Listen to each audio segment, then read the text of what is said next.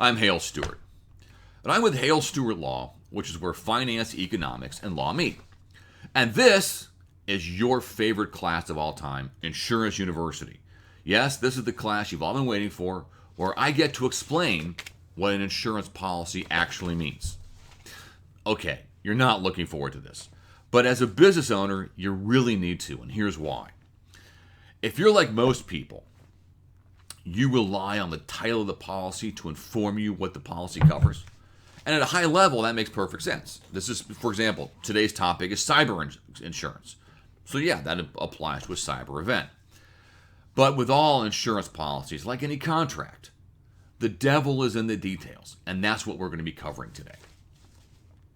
Now, as I mentioned, this is cyber insurance, and I'll be taking this in 2 videos. Today, I'll be looking at the definition section of this particular video, okay? Now, before I do that, 2 quick things. 1, this video does not establish an attorney-client relationship. And number 2, I will do everything I can to look at the camera, but I will look away because I've got some notes over here, and as I mentioned to you, I've got the actual policy right here. I'll be reading from the definitions today, so we know exactly what we're talking about. First, a very brief history lesson. Cyber coverage is really new. Okay. Compare this, for example, to commercial general liability or commercial property. Both those policies have been around for decades, and some of the concepts have been around for centuries. Okay.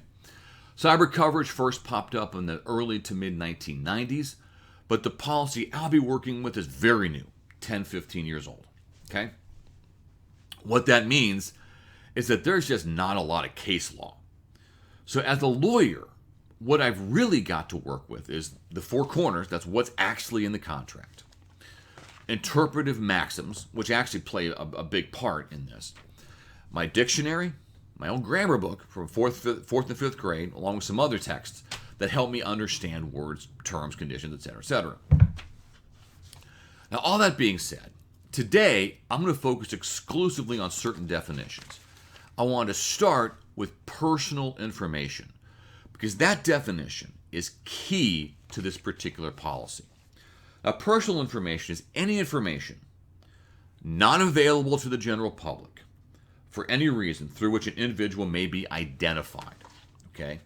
So it's my private information that if you have it, you know who I am.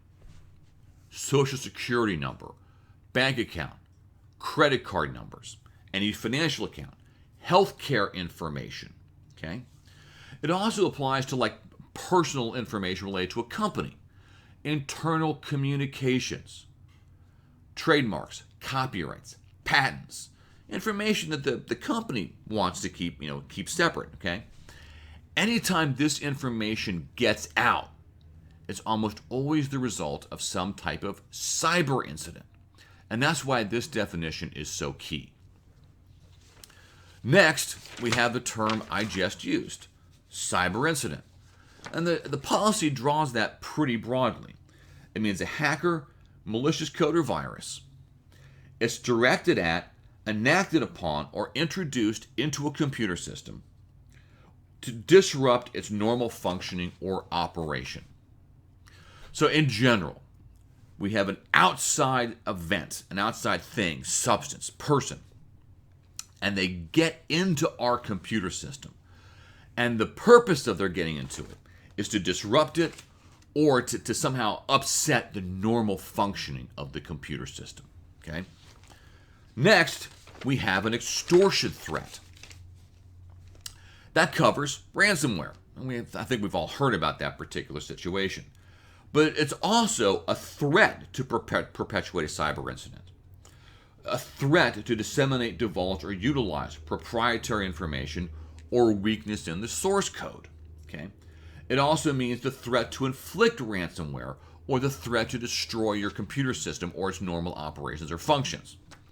So it's not just ransomware where I insert a computer system, a program onto your system and say you got to pay me money.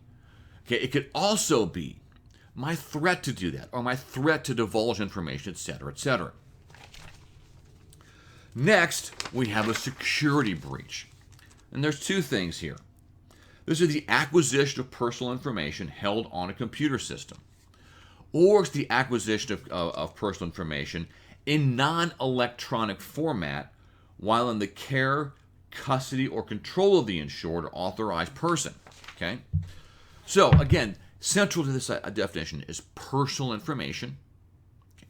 Information that specifically identifies somebody that's not publicly available. And I get it either A, by hacking into your system, or stealing it in physical format. Now, finally, we have virus and malicious code. Now, here we run into a kind of funny problem with this particular policy because the term malicious code is not specifically identified in the definitions.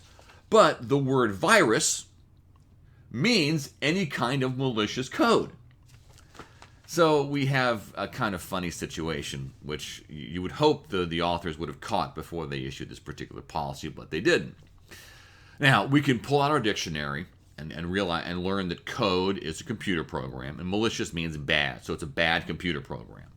So a virus basically is just another term for malicious code. I tend to think that malicious code is meant to be a shorter substance, a shorter program, whereas a virus is a more well-conceived or thought-out program. I think that's what the authors of this particular policy were getting at, but I don't know. All that being said, this is the end of part 1 of my cyber insurance insurance university video. Hope you found it useful. If you have any questions, please call me, 832-330-4101. And please stay tuned for section number 2, where I'll be talking about the actual coverages of this particular policy.